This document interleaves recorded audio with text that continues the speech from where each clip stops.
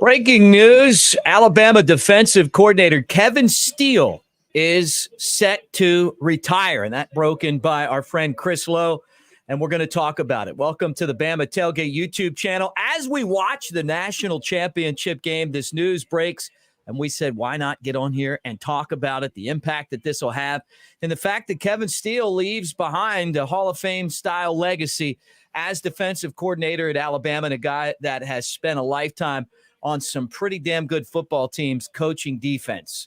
Welcome to the channel. Guys, like and subscribe. Give us a thumbs up. Roll Tide. Let's get this thing started.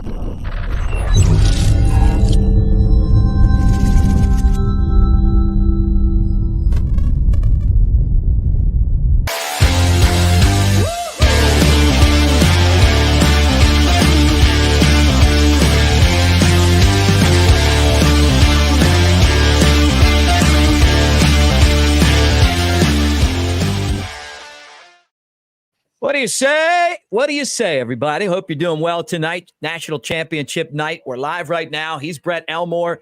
We call him Big Elmo. I'm Mick Gillispie. Great to have you here with us at Brett Elmore Show, at Broadcaster Mick. Man, you just blew my mind, Brett. You tell me, Chris Lowe reporting Kevin Steele retiring as defensive coordinator for Alabama. Unbelievable. I mean, you figure it could happen, and you would figure that Tavarius Robinson will slide into that defensive coordinator job. He did a great job this year with Alabama, helped out with the defense, but Kevin Steele retiring, man. Yeah, kind of a surprise. I mean, surprise. Here we are. Kevin Steele just completed his third stint at Alabama under Nick Saban. This from Chris Lowe in his tweet says plans to retire from coaching. Sources tell ESPN. Steele, who turned 66 in March, has spent 40 years in coaching, 12 as a defensive coordinator, and was finalist for the Royals Award in 2017. Yeah, you're right. This guy started his coaching career back in 1980 at Tennessee. You know, he's kind of bounced around in the SEC and some other schools like Nebraska and Baylor and Florida State, Clemson, LSU, Auburn, Miami. I mean, he's been around the block, and he's had a great career, though. Yeah, he was the interim head coach for Auburn in 2020, remember? And there were a lot of people down on the plains that wanted Steele to be the guy that got the job instead of Brian Harsin. And they skipped over him, and they hired Harsin, and obviously that didn't turn out the way that Auburn would have wanted it, right? But you mentioned it, man. New Mexico State, Oklahoma State, Nebraska, Carolina Panthers, Florida State, Alabama, Clemson, LSU, Auburn, Miami. I mean, this guy's been everywhere. Oh, yeah, and he was a head coach at Baylor, which that didn't turn out too well for him in 99 to 2002. But he's been on Saban's staff 3 different times. Yeah. And I'll tell you, man, he was in 2013, he was the director of player personnel, linebackers coach in 2014. And then the defensive coordinator this past year helped Alabama get things turned around. Bama's scoring defense was tied for number 16 in the country. They only gave up 19 points a game. They ranked 14 in sacks. And in total defense, they ranked 18th. They allowed 316 yards per game, Brett. I'll tell you what I liked was that when he took over, I felt like Alabama's culture needed someone that understood how the hell we got to number one, how we got there. And a lot of us didn't feel like Pete Golding was doing that. After Kirby Smart left, it felt like there was a managing of the decline. This was the first year where I really felt like things were going back in the right direction. And he obviously is a part of that. Tavarius Robinson, a part of that. You're talking about guys who understand the game of football, as I watch Michigan gash Washington, by the way, guys. Yeah. And this, to me, I guess it's surprising on one hand, but maybe on another hand, it's just time. Well, someone brought up a pretty good point. He's put in 10 years in the Alabama state system, and the retirement's pretty good. Yeah. So, yeah, I mean, that's, at 66, he can take that retirement, and he's made his money, and he can relax. I think he's from South Carolina originally, and he, you know, hit the road and enjoy the rest of his time. Well, it's funny earlier this season, and guys, I mean, Brett and I were just kind of going to watch this football game. I'm smoking a Stogue from our friends over at our Cigar. Hey, and I want to remind you too that our show's brought to you by Pearl River Resort, where you could actually smoke this and watch football and make your picks count at the Timeout Sports Lounge and Sportsbook over there in Choctaw, Philadelphia, Mississippi, hour and a half from Tuscaloosa, 2 hours from Birmingham, about the same from where Brett is right now in Jasper, Alabama. Great place to hang out, table games, slots. Obviously you got the Sportsbook. You like the golf, the Augusta you can play, Dancing Rabbit, and Ron White, the Wallflowers, all that stuff. All right. The bottom line to this to me is earlier this season, Lane Kiffin came out and was questioning after the loss to Texas and the debacle of a win against South Florida. Hey, is it Robinson or is it T-Rob or is it Kevin Steele? And Nick Saban was quick to say, hey, we just changed the way that we're getting the communication and the plays down on the field. But I heard an interview on the next round, of course, Disrupt the Media, where Aaron Suttles was talking about, the defense and Tavarius Robinson being a big part of it. And I wonder if part of this is, and I see some of you guys are in the comment section, and I'd love to, to talk about potential candidates. Mickey says, what about Charlie Strong as DC? Obviously, he's great, man. Yeah, he's good. Getbox says, what about Bill Belichick? Hey, wouldn't that be something? Wouldn't be crazy? I'm in the comment section now watching kind of what folks are saying. But, yeah, I like you mentioned, it just kind of comes as a shock. So you really haven't had time to digest it, try to think about who would replace Coach, but I don't know. There's going to be a lot of really good candidates out there, and I think that one of them, I don't know. One of them may be, if Harbaugh goes to the NFL, what about Michigan's defensive coordinator Jesse Minter? I mean, it's going to be interesting. A lot. I think this is it for Harbaugh. Michigan's going to win this national championship. Yeah. And what we're going to figure out tonight is that the real national championship was in the Rose Bowl, where they didn't run on Alabama like this. Bama didn't win the football game, but I'll tell you what, it was nip and tuck, and it was two evenly matched teams. I felt like Alabama would run all over Washington, and that's what we're seeing Michigan do. And it's a long game, but Michigan is just gashing these guys. That didn't happen when Alabama played Michigan in the Rose Bowl. So, but yeah, I mean, who knows? My gut feeling though is, that you maybe promote the guy that you had in house that did such a good job in Robinson, and they lost Holman Wiggins to Texas A&M. Yeah, that's a big loss. A great recruiter, one of the best, and The problem that you have if you're Nick Saban, guys, and if you go outside of the guys that have been there, is that he's got to go back and coach all of the new coaches on how he wants things done. And that was one of the major problems with the football team early this year, is that not only is he coaching new players, he's also coaching coaches. And when that staff got things together, you could tell that cohesion brought those guys on the football field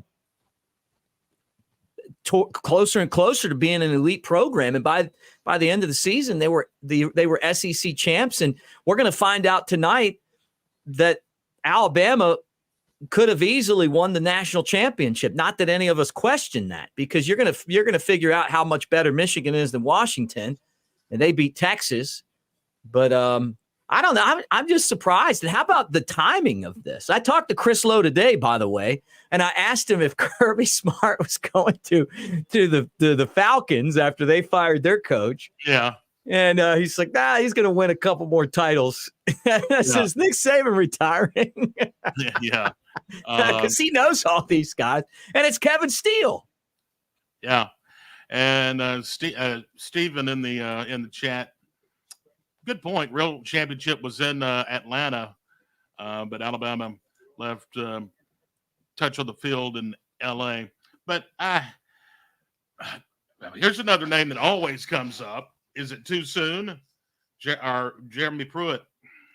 Well, Jeremy Pruitt's got a show clause, or I Yeah. think he'd be the defensive coordinator right now. I think How long is that for? Do you know? I think it's for like, you should Google it, but I'm going to say it's like 8 years, and I'll look it up. But yeah, I mean, I think he's out of action for a while for infractions when he was at the University of Tennessee.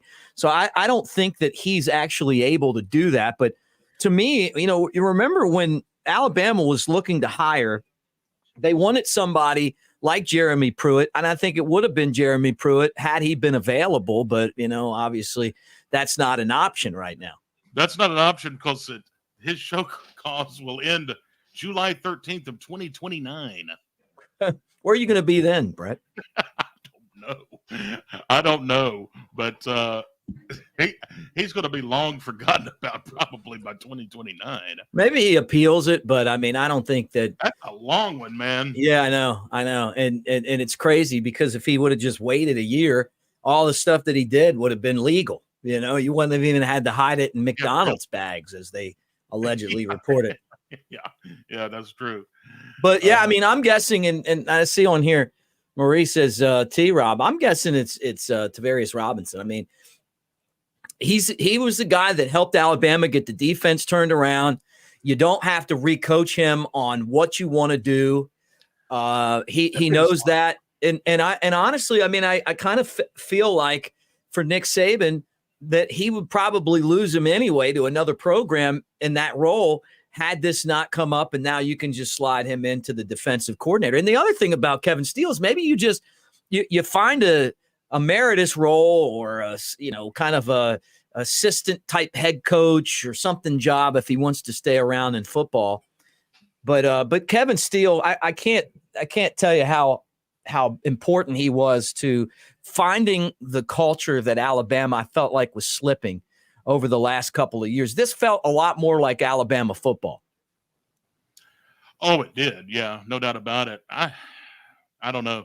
You think, he needed one more year for that retirement. Do you think that Saban said, Kevin, come back on board. Let's get this thing back on track and then leave it to somebody else?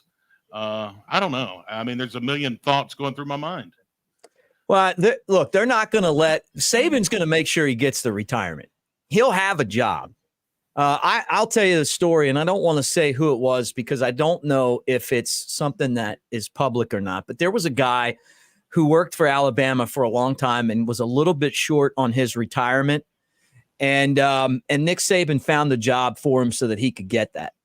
And that's the kind of guy that Nick Saban has always been. I mean, think about some of the worst coordinators that Alabama has had and the fact that he doesn't fire anyone. They always leave, maybe behind the scenes. They're said, hey, they're told to leave, but he takes really good care of the coaches and their reputation. Even when he was dealing with Lane Kiffin in 2016, where he had gotten the other job, and there was a lot of questions about the team being prepared on offense. I think if Kiffin would have been focused, Alabama would have won that championship against Clemson the year that they lost in Tampa. And still, I mean, despite all of the stuff that, allegedly was going on behind the scenes, it was still, hey, like, thanks for your help, blah, blah, blah.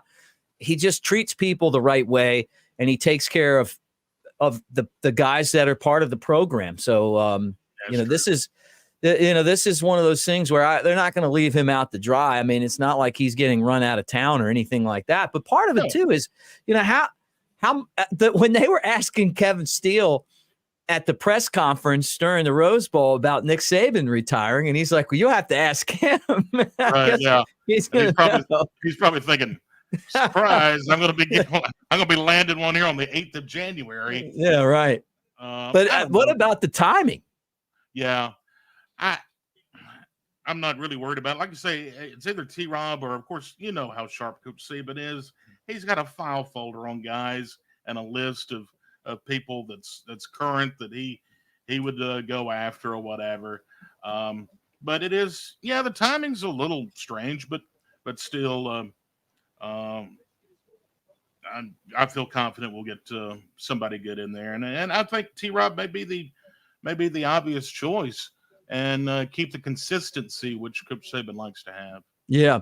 So, what do you think the next the next deal is for Alabama? You know, with Kevin Steele leaving, and then you get the defensive coordinator. Maybe they promote T. Rob. Then what? I mean, then you start to look around, and you go out and you get those good coaches that, that kind of build in guys that can coach on the field but recruit.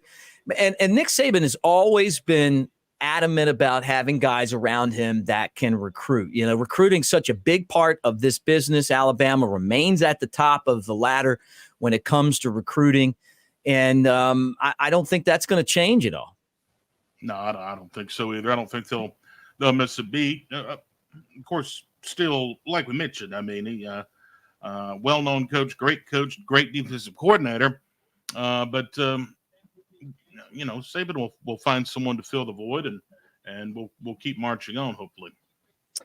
Yeah, and I guess we shouldn't be too shocked by it, but at the same time, because of the age too. These guys are getting up there in age, and I thought Kevin Steele looked great at the press conference in the Rose Bowl. Like I said, I thought the job that the defense did as a whole this year was really good. The adjustments going into the second half made a difference, and I mean, you're talking about some big time games. Ole Miss, where they locked them down, the SEC championship game, locked them down. Auburn locked them down, when they needed to make big plays in the second half of those games. That's something that I really hope continues, because like I said, kind of at the outset, is that it just didn't feel like over the last, 3 or 4 years that's what was going on. And I felt like they won the championship in 2020, sometimes despite the defense. Yeah, that's true. But big news here on the college football national championship night. Of course, we've been watching the game. I know you've been enjoying that stogie. And, yeah. Just minding my own business. Just minding your own business. And do you think this is just watching the game, do you think Washington's going to have to score a touchdown here? They're already down 17-3. Yeah, I mean, I'll tell you, just kind of looking at the game where we're at right now, Michigan's run game is just so effective. I mean, really? and I kind of figured that it would be like that. Washington's had a few injuries, but the Michigan run game, their ability to control the ball is going to make it tough on them. When you go back to talking defensive coordinators at Alabama, I mean, you think about this job, it really hasn't been open a whole lot. The offensive coordinator job has been one that we've seen a ton of guys come through. I mean, I could sit here and name guys, and I'm still going to miss guys, right? Lane Kiffin, Steve Sarkisian, Mike Loxley, Brian Daboll, Matt, what was that guy's name? McElwain. Jim McElwain that went to Florida. There was the guy that went to Michigan. That was, way back. Oh, gee. I mean, you can just sit here and name guy after guy after guy on the offensive side of the ball. Applewhite. Yeah, Major Applewhite. What happened to him? Where's he at? Yeah, right. There just hasn't been a lot of guys that have been the defensive coordinator. I mean, it's been Kirby Smart and then Pete Golding, and then Kevin Steele, and I felt like the turnaround that Alabama had this year was because of them going back in time and finding what made Alabama Alabama. the toughness that it took on defense. Even the game against Tennessee, Alabama gave up a touchdown right at the end of the first half. But I love the fact that we were aggressive. Do you remember they gave up a touchdown to the tight end that they blitzed? And, and it was kind of like, you know what, we're coming at you.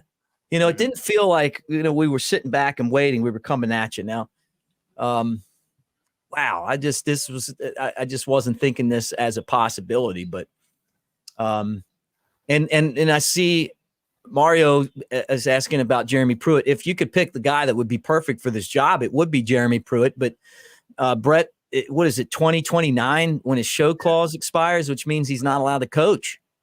And that's, that's got to be tough for him because he's probably out there somewhere right now going, man, I'm ready to come home.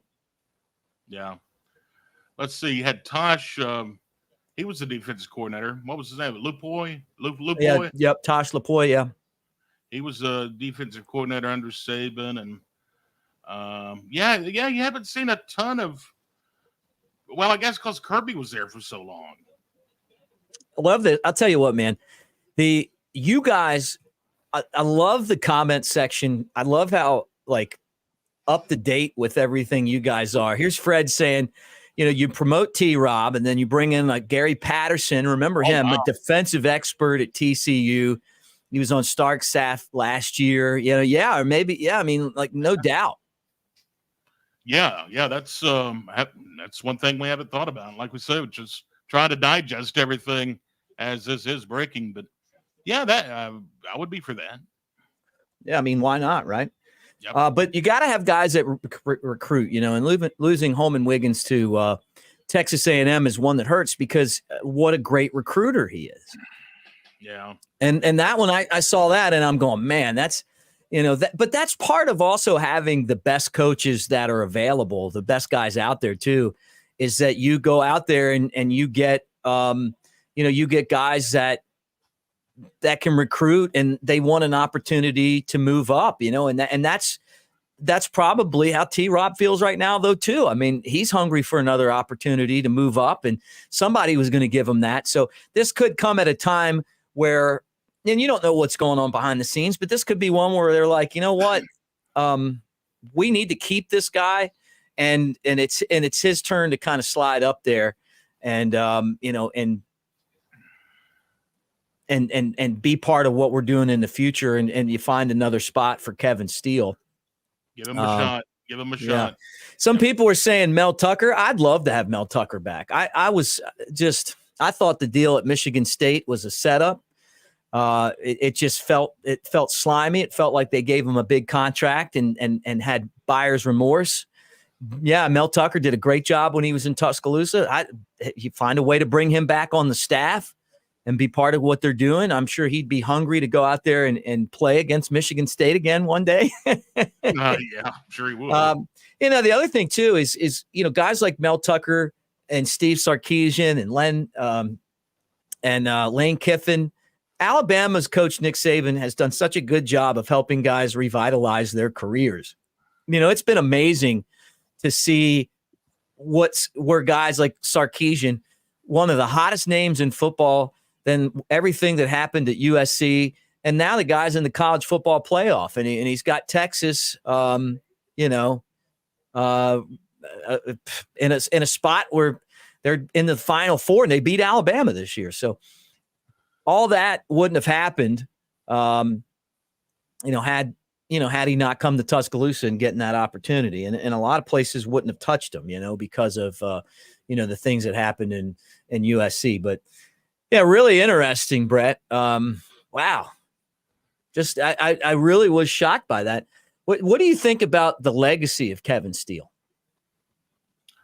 Legacy of Kevin Steele is going to be just a great coach and a great recruiter. Of course, now when we were doing some of the recruiting shows, we were talking about Kevin Steele was him and another guy was after, was the main guys recruiting, and they obviously he got through the early recruiting period, and now he's announced his retirement. But yeah, he's going to leave behind a legacy that's a good football coach. You can't say anything bad about the guy.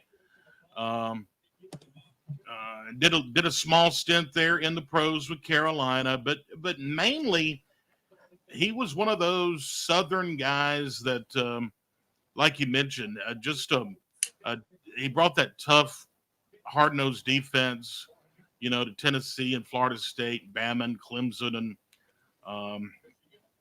LSU, Auburn. Kind of bounced around, but even came to us from Miami. But great legacy, and I wish him well there in his retirement. This has been, and I don't know that this situation kind of lives up to some of the other ones, but the biggest bane on Nick Saban's coaching career has been losing assistants to other programs, whether it be head coach or elevated roles other places. The one thing he's always wanted is, if you're going to leave, to leave for a better job. But there's been years where almost the entire staff has rolled out on him, and I was kind of hoping, and we still have a long way to go, but that wouldn't be the case this year. And I don't know that this is that type of situation. I don't think so either. He's got a son that coaches down at South Alabama. I think he's a offensive line coach or something like that. He was at the bowl game. Yeah. So, I don't see a mass exodus like we've seen kind of in the past, but this was a surprise tonight. It was. If you guys are hanging out with us, man, please give us a thumbs up on the video, and make sure, if you're not a subscriber, that you subscribe and be a part of what we're doing here. If you got questions, comments, things that you want to, kind of talk about while we're live, I would love to hear from you. Michigan's starting to sputter out a little bit with a 17-3 lead. Yeah, I noticed that national championship game. I got to tell you, man, it was a tough week. The first few days after that loss to Michigan were like a funeral. It really was. And then I saw where Kool-Aid McKinstry was talking about, like, it felt like he should be playing today. I think we all felt like that. You and I were talking about, our credentials being canceled and our hotel room being taken away from us. Jake Coker and I were planning on driving there together. We were going to have a great time, right? But it's kind of the way it went. We were talking about that earlier today. And what's a real kick in the what is, we lose the ball game, and then right after we lose the game, I get like an email saying your credentials canceled because your team didn't win, and your hotel is don't worry about calling the hotel because your hotel's been canceled. So that night I had to cancel my flight and everything else. Kevin Steele, 66 years old, Brett. I think we mentioned this before, but 44 years of coaching, 3 stints in Tuscaloosa with Nick Saban, defensive coordinator at LSU, Auburn, and Miami, from Dillon, South Carolina, graduate of the University of Tennessee, ended his playing career and started coaching with the Volunteers. So that would have put him there in the Johnny Majors days. Johnny Majors, actually a guy that I knew and liked, a Tennessee coach that won a national championship at Pitt and really helped get Tennessee's program turned in the right direction. Steele was the outside linebackers coach with Nick Saban in his first staff in Tuscaloosa. And I felt like that was one of the big reasons why it was so important to kind of bring him back as Alabama was trying to reestablish that tough culture that they were known for. But he went 3 years with Clemson, came back to Alabama in 2014. He was the director of player personnel, then linebackers coach. Then he left again. He ran Auburn's defense from 2016 to 2020. He was the interim coach for Gus Malzahn, or when Gus Malzahn was fired. There were a lot of people on the Plains that wanted to hire him. Remember, there was a lot of bickering back and forth over who would be the next coach. And there were a lot of people there that wanted to see Kevin Steele get that job. And honestly, he would have been light years better than Brian Harsin, but he didn't. then went to Tennessee, and for a few days he was their coach, right? Remember that? And then again, I mean, we talked about it. He led Alabama to that 16th ranked national defense, helped get them to the Rose Bowl game. Help think about all the players that are going to the NFL that he's put his thumbprint on, guys like Kool-Aid and Dallas Turner and Terrion Arnold that you expect will have really big careers. And let me not forget Chris Braswell, who my buddy Ryan Anderson loved on the team this year. And it was funny, it was funny when he was asked about who the defensive coordinator was at Alabama. He said it's been Nick Saban, the guy that won 7 national championships. He runs the defense, so yeah. The thing I liked the most about Kevin Steele is his humble, kind of all shocks personality. Wasn't too worried about Lane Kiffin throwing shots at him, and that's the immaturity of Kiffin and some of that kind of stuff is one of the reasons why I don't think he'll ever be Alabama's head coach, despite the fact that he really is an excellent football coach. There's just so much of that kind of stuff that really wouldn't fly in Tuscaloosa. But, Kevin Steele, I felt like was one of the heroes of this season. Oh, yeah, no doubt. And he didn't have I guess the only flaw in his career was when he was a head coach. I mean, he was 9-37 as a head coach. Yeah. But it didn't go well. Not everyone's cut out to be a head coach. Well, part of that too is the situation that you take over. It's like, yeah, I mean, you go to Baylor and they finished up 9-36 over 4 seasons. And then they coached the Citrus Bowl for Auburn that year back in 2020. But I guess, I mean, if you look at the resume and everything, that's probably the only blemish you can find on it. I mean, Kevin's still an upstanding guy and a tough, hard-nosed, old-school coach, and gonna miss him for sure. Yeah, no doubt. So we'll keep track of what the next move is. But I mean, my gut tells me that it's Tavarius Robinson moving up into this role. If you're Alabama, you do not want to lose T-Rob. You just lost Wiggins. We talked about that, what he meant in the recruiting game, and that's that. But you know what? You got 2 coaches now that you need to replace on the staff. And, Nick Saban's been one of the best in the business at going out and finding the next great coach. Next big thing. And really, when you think about it, it's, the winning on the field has been one of Saban's best attributes. But the tree that this guy has, and remember when Bear Bryant was coaching and then the tree that he had, right? I mean, think about all the great coaches that were on that Bryant tree. And there were years where Alabama wouldn't even talk to you if you weren't part of the Bryant tree, right? And eventually they broke loose of that. And, and Nick Saban, obviously not on the Bryant tree, but he's got a tree that I think's even bigger when it comes to coaches. And that's been one of the issues too, Brett, is dealing with the fact that now you're battling with all of your former assistants that are head coaches right. for the same assistants. Yeah.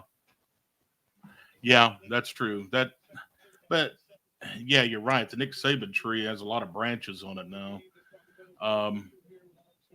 And that just, that's sort of like I say, he's pretty good at finding the next big thing. And that's why I'm saying if it's not T-Rob, and the more and more we talk about it after this news broke from Chris Lowe's, the more I tend to agree with you that it'll probably be, if I had to guess, probably be T-Rob and just move him up and keep the consistency. But if not him, who would it be? And that'll be a topic of discussion here the next couple of days, I'm sure.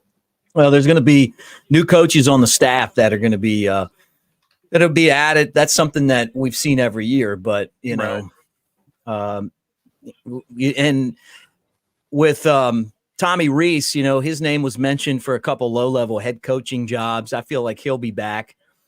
And for Nick Saban, going into next year, Alabama, according to Vegas, is right there with Georgia. They're the two odds-on favorites to win the national championship. So you want to try to keep the coaching staff as cohesive as possible, I would think, moving forward. Yes, absolutely. And I think he'll try his best to do that. Yeah, no doubt. Oh, no, I was just looking at some of these. You were talking about the tree and some of these guys that moved on. I can't believe how many of his former assistants have moved on to be head coaches. And I'm not, there's a huge list. It's a lot more than what I thought there were. And it's not just this list. I don't think is just from Alabama, but kind of over his career. Even though this may be all of Alabama, but yeah, he's had a lot come through. Yeah, no doubt. I mean, just think about the SEC, right? Lane Kiffin and you got Kirby Smart, and I mean, you just look around, and there's been guys that have come and gone, and then gone on to their successful career. So, anyway, Brett, anything else? I mean, we just wanted to pop on and kind of talk about this, being that this just happened. I know a lot of you guys are still watching the championship game, so and I'm going to pull this back up. Michael said, bring back Pruitt, and Brett, tell him again. I mean, that if Pruitt was available, it would be his job. You would think anyway. Yeah. Show cause till 2029, July 2029. He will be out of NCAA prison. Yeah. So Rod says that he is untouchable right now. Hell, there may not be an NCAA by then. Yeah, what do you think happens if the NCAA like folds? Like, does that show cause go away, or what's the deal? I don't even know. I don't either. You just need to enjoy that cigar and the rest of this title game. Yeah, no doubt. Well, guys, thanks for hanging out with us on here. And let me remind you too that a couple things I want to tell you about before we bounce. And it's so surprising. First off is as you pimp out your man cave. I know a lot of you guys do that. You can tell. I'm going to do this, Brett. I'm going to put my other camera on so you guys can see. You talk for a second, and I'm going to put my other camera on so you can see all my Daniel Moores. Mick's going to show off all the Daniel Moore prints. Of course, newlifeart.com, and you can use that promo code Bama Tailgate on your next order, and you can be just like Mick. I mean, look at Mick. Look at that stuff. I have yet to be inside Mick's studio, and that's a bucket list for me, is to be inside Mick's studio and see all the stuff that he gets on newlifeart.com. This is what happens when you do an extra show. Oh, look at that! And I gotta straighten it. Hold on a second. Oh no! The camera's not. I'll put it up. I'm going to put it up so you guys can see me straightening it, though. Okay. All right. There you go. There you go. All right. Let's see here. We got something nice. This is the Jake Cam, the Jake Coker cam. Oh, the Jake cam. The Jake cam. The Coker cam. Yeah, there you go. So, yeah. That's a nice one. Yeah, there's that one back over here by me. Gee whiz. Yeah. So I've got a bunch of them.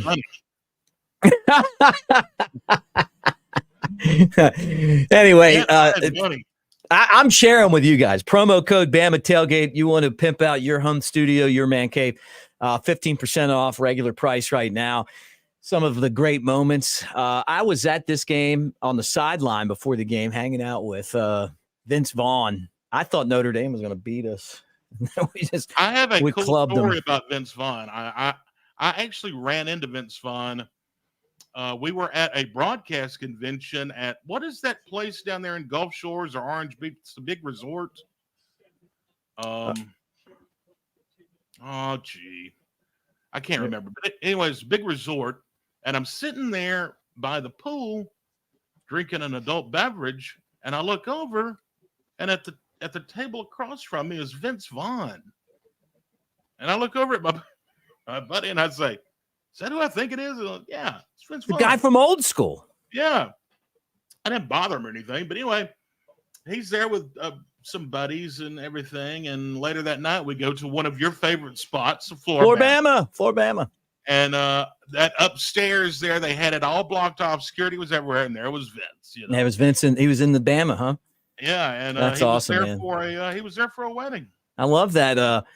I love that song by Jimmy Buffett, the Bama Breeze, which he wrote about the Floor Bama, part of the inspiration to it, you know. And Mick Jagger signed the women's bathroom stall. Anyway, Jimmy got caught smoking a joint out behind the bar. Part of the lyrics for the song. The other thing too, and this is something that, you know, Brett, as you're in the market now for a mansion, there's the guy for you right there. Our friend Chad Anderson, battling a cold, or he'd be with us right now. He said that he just texted me. He said still sluggish, so he's got to get his energy back. But you guys can check him out if you're looking to get into a new home. He's helped over 10,000 families do that. He's an investment consultant, an Airbnb expert, and part of our channel here when he has time from his other ventures. But thanks for hanging out with us, guys. And again, Kevin Steele is retiring. So, just during the national championship game, a little pop-up show. Thanks for hanging out with us, and roll tide, everybody.